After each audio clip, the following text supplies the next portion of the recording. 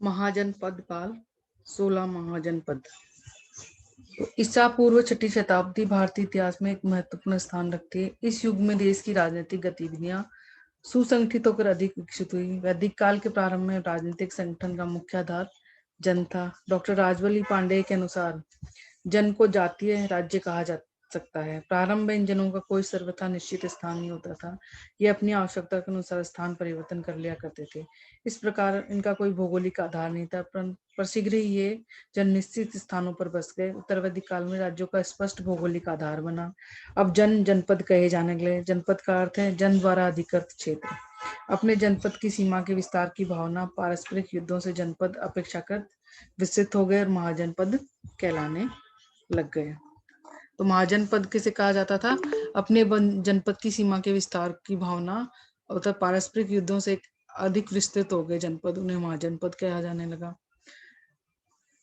महात्मा बुद्ध का समय आते आते जनपदों का पूर्ण विकास हो चुका था। डॉक्टर वासुदेव शरण अग्रवाल के अनुसार लगभग 1 सहस्त्र ईस्वी पूर्व से 500 ईस्वी पूर्व तक के युग को भारतीय इतिहास में जनपद या महाजनपद युग कहा जा सकता है। इस युग के जनपदों के बारे में जानकारी के प्रमुख साधनों में प्रारंभिक बौद्ध तथा जैन ग्रंथ, उत्तर वैदिक कालीन साहित्य, पुराण, रामायण, महाभारत आदि है। बौद्ध ग्रंथ अंगुत्तर निकाय तथा जैन ग्रंथ भगवती सूत्र में 16 महाजनपदों की सूची दी गई थी। इनमें अधिकांश राज्यों में राजतंत्रीय व्यवस्था प्रचलित थी, परंतु कुछ राज्यों में गणतंत्रात्मक व्यवस्था भी देखने को मिलती है। उपलब्ध प्रमाणों के आधार पर महाजनपदों का काल 8वीं शताब्दी से 16वीं शताब्दी ईसा पूर्व के मध्य माना जाता है। बौद्ध ग्रंथ अंगुत्तर निकाय में वर्णित 16 महाजनपद इस प्रकार हैं। महाजनपदों का काल 8वीं शताब्दी से ईसा पूर्व 6ठी शताब्दी ईस्वी के पूर्वार्ध में माना जाता है। बौद्ध ग्रंथ अंगुत्तर निकाय में वर्णित 16 महाजनपद। महाजनपद अंग की राजधानी चंपा, मगध की राजधानी राजगृह, काशी की वाराणसी, कौशल की श्रावस्ती, वज्जी की वैशाली, मल्ल की कुशीनगर, चेदी की शक्तिमती, वत्सी कौसाम्बी, कुरु की इंद्रप्रस्थ, पांचाल की अहिच्छत्र, मत्स्य की विराटनगर, सूरसेन की मथुरा, अस्मक की पैठान, अवंती की उज्जैन, गांधार की तक्षशिला और कंबोज की हठक। तो ये मैप दिया हुआ है, मैप में इन सभी को दर्शाया गया है। तो महात्मा बुद्ध के समय प्रमुख राजतंत्र राजधानियां शासक कौन कौन से थे? मगध प्रमुख था, राजगृह बाद में पाटलिपुत्र, बिंबिसार इसका शासक था, वत्स कौसाम्बी उदयन इसका शासक था, कौशल श्रावस्ती प्रसेनजित इसका शासक था, अवंती की राजधानी उज्जैनी थी जिसका राजा चंद्रप्रद्योत था। तो सबसे पहले आता है अंग। तो अंग की राजधानी चंपा थी। तो यह जनपद बिहार के उत्तर पूर्वी भाग में स्थित था। इसमें बिहार के वर्तमान भागलपुर और मुंगेर जिले शामिल है। यह मगध के पूर्व में है। इन दोनों राजवंशों के मध्य चंपा नदी बहती थी। अंग जनपद की राजधानी का नाम भी चंपा था। बुद्धकालीन 6 बड़े नगरों में चंपा नगरी का नाम था। चंपा की आधुनिक खुदाइयों से यहाँ 6ठी शताब्दी ईसा पूर्व में जनजीवन के प्रमाण मिलते हैं। ईसा पूर्व 6ठी शताब्दी में इस राज्य पर ब्रह्मदत्त नामक शासक का शासन था। मगध के शक्तिशाली शासक बिंबिसार ने अंग के राजा ब्रह्मदत्त को युद्ध में पराजित कर उसे मार डाला। अंग को मगध में सम्मिलित कर लिया गया। अजातशत्रु ने यहाँ पर बिंबिसार के प्रतिनिधि के रूप में शासन किया। तो पहला अंग है, अंग की राजधानी चंपा है और एक नदी बहती थी, चंपा नदी थी बहती, दोनों अंग और इसके बीच एक चंपा नदी थी। चंपा नदी के नाम पर ही इसकी राजधानी का नाम चंपा पड़ा। दूसरा है मगध। तो 6ठी शताब्दी ईसा पूर्व में जितने राज्यों का उल्लेख उनमें सबसे प्रसिद्ध मगध का राज्य है। यह आधुनिक बिहार में पटना, गया और शाहबाद में क्षेत्रों में फैला हुआ था।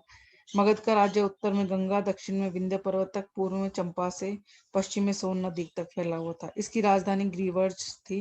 बिंबिसार ने इसका नाम बदलकर राजगृह रख लिया था। बाद में पाटलिपुत्र इसकी राजधानी बनी।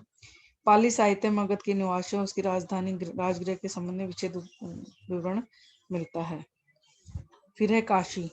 तीसरी काशी की राजधानी है वाराणसी। वर्तमान में उत्तर प्रदेश के दक्षिण पूर्व में स्थित वाराणसी तथा उसका समीपवर्ती क्षेत्रीय प्राचीन काल में काशी महाजनपद था। उत्तर में वरुणा, दक्षिण में 80 नदियों से घिरा हुआ वाराणसी नगरी इन महाजनपदों में राजधानी थी। यह अपने शिल्प, ज्ञान, व्यापार, समृद्धि के लिए प्रसिद्ध थी। 16 महाजनपदों में काशी का महाजनपद सबसे अधिक प्राचीन माना जाता है। यह अपने आध्यात्मिक, भौतिक उन्नति के लिए विख्यात था। काशी और कौशल के बीच दीर्घकालीन संघर्ष का विवरण बौद्ध ग्रंथों में मिलता है। कौशल की राजधानी क्या थी? वर्तमान फैजाबाद में इसकी राजधानी श्रावस्ती थी। तो यह राज्य आधुनिक उत्तर प्रदेश के अवध वर्तमान फैजाबाद में फैला हुआ था। इसकी राजधानी श्रावस्ती थी। रामायण में इसकी राजधानी अयोध्या बताई गई है। प्राचीन काल में यहाँ सूर्यवंश के तापी शासकों ने शासन किया, जिसमें मानदाता, सत्यवादी, हरिश्चंद्र, दिलीप, रघु, दशरथ, मर्यादा पुरुषोत्तम राम के नाम विशेष उल्लेखनीय है। कालांतर में इस राज्य का महत्व कम हो गया, परंतु ईसा पूर्व 6ठी शताब्दी में कौशल पुनः एक प्रसिद्ध शक्तिशाली राज्य बन गया। बुद्ध के समय यहाँ का राजा प्रसेनजीत था। इसने काशी को जीतकर अपने राज्य का विस्तार किया था। वज्जी, यह 8 राज्यों का गणतंत्रात्मक संघ था। इन राज्यों में लिच्छवी, विदेह, ज्ञात्रिक महत्वपूर्ण थे। विदेह की राजधानी मिथिला थी। लिच्छवियों की राजधानी वैशाली थी। ज्ञात्रिकों की राजधानी कुंडग्राम थी। ये सारे आधुनिक बिहार में स्थित है। महात्मा बुद्ध के समय वज्जी संघ एक शक्तिशाली गणराज्य था। बाद में मगध के राजा अजातशत्रु ने इसे अपने राज्य में मिला लिया था। मल्ल, पूर्वी उत्तर प्रदेश के देवरिया जिले में मल्ल महाजनपद स्थित था। इस महाजनपद का उल्लेख महाभारत में मिलता है। वज्जी के समान ही यहाँ भी गणतंत्रात्मक व्यवस्था थी। इस संघ में मल्लों की 2 शाखाएं सम्मिलित थी। एक कुशीनारा, वर्तमान कुशीनगर, देवरिया जिला, उत्तर प्रदेश। दूसरी पावा। मल्ल लोग अपनी साहसिकता तथा युद्धप्रियता के लिए विख्यात थे। कालांतर में मगध के राज्य में इस गणराज्य को साम्राज्य में विलीन कर लिया।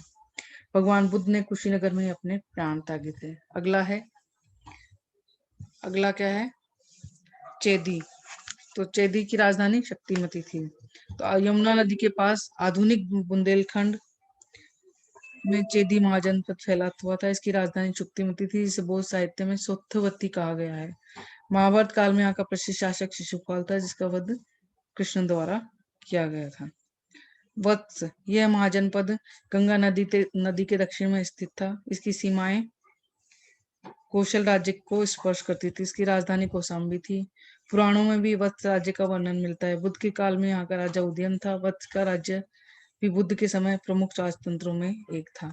उदयन की मृत्यु के पश्चात मगध ने इस राज्य को भी हड़प लिया।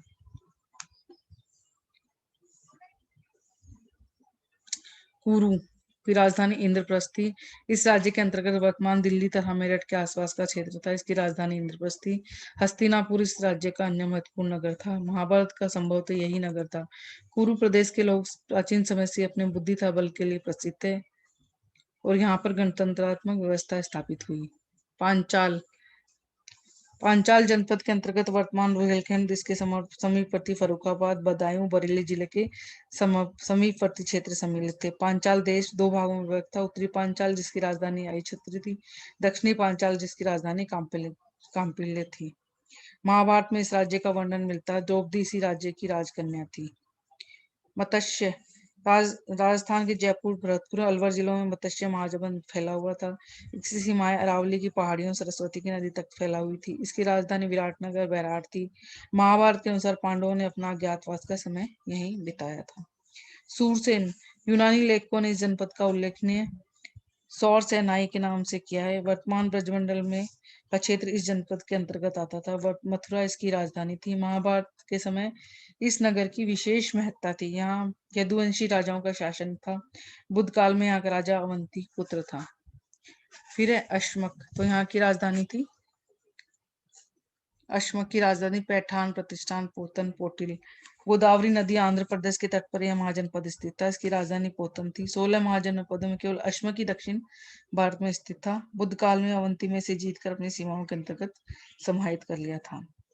फिर है अवंती। पश्चिमी तथा मध्य मालवा, मध्य प्रदेश के क्षेत्र में अवंती महाजनपद बसा हुआ था। यह एक विशाल महाजनपद था। इसकी 2 राजधानियां थी। उत्तर में उज्जैनी, दक्षिण में महिष्मती। उज्जैनी की पहचान मध्य प्रदेश के आधुनिक उज्जैन से की जाती है। राजनीतिक और आर्थिक दोनों ही दृष्टियों से उज्जैनी का प्राचीन भारत का महत्वपूर्ण नगर था। यहाँ लोहे की खानें हैं। यहाँ बौद्ध धर्म का प्रमुख केंद्र था। चंद्र प्रदोष का प्रसिद्ध राजा, जिसने वत्सराज को बंदी बनाया था। गांधार, भारत के उत्तर पश्चिमी सीमावर्ती क्षेत्र तो उत्तरापथ पर 2 प्रमुख महाजनपद थे, गांधार और कंबोज। पाकिस्तान के पेशावर, रावलपिंडी के क्षेत्र में गांधार महाजनपद था। एक शक्तिशाली राज्य था। इसकी राजधानी तक्षशिला थी, जो अपने समय विद्या और व्यापार का प्रमुख केंद्र थी। लास्ट है 16वां महाजनपद है ये कंबोज। ये कंधार का पड़ोसी राज्य था। इसकी राजधानी कश्मीर, उत्तरी भाग पामीर बदकशा क्षेत्र में सम्मिलित थी। इस राज्य की राजधानी राजपुर का या हाटक थी। पहले यहाँ राजतंत्र था, बाद में गणराज्य कायम हुआ। प्राचीन समय में कंबोज जनपद अपने श्रेष्ठ घोड़ों के लिए विख्यात था। कौटिल्य ने कंबोजों को कृषि, पशुपालन, वाणिज्य तथा शस्त्र द्वारा जीविका चलाने वाला कहा है। इस प्रकार ईसा पूर्व 6ठी शताब्दी से में भारत की राजतंत्र की ओर बढ़ गया, परंतु वज्जी मल जैसे महाजनपदों में गणतंत्रात्मक शासन था। देश में कई अन्य राज्य थे, गणराज्यों की अपनी शासन प्रणाली थी और इस युग में विकेंद्रीकरण एवं विभाजन के दृश्य उपस्थित कर रहा था। प्रत्येक महाजनपद अपने राज्य की सीमा बढ़ाना चाहता था। काशी कौशल राज्य एक दूसरे के शत्रु थे। इसी प्रकार अंग, मगध, अवंती, अश्मवी परस्पर उलझे हुए थे। गणराज्यों का अस्तित्व राजतंत्रों के लिए असह्य हो रहा था। अंतोगत्ता निर्बल राज्य शक्तिशाली में मिला लिए गए और जिसके फलस्वरूप देश में एकता की प्रवृत्ति को बढ़ावा मिला। तो ये 16 महाजनपद थे।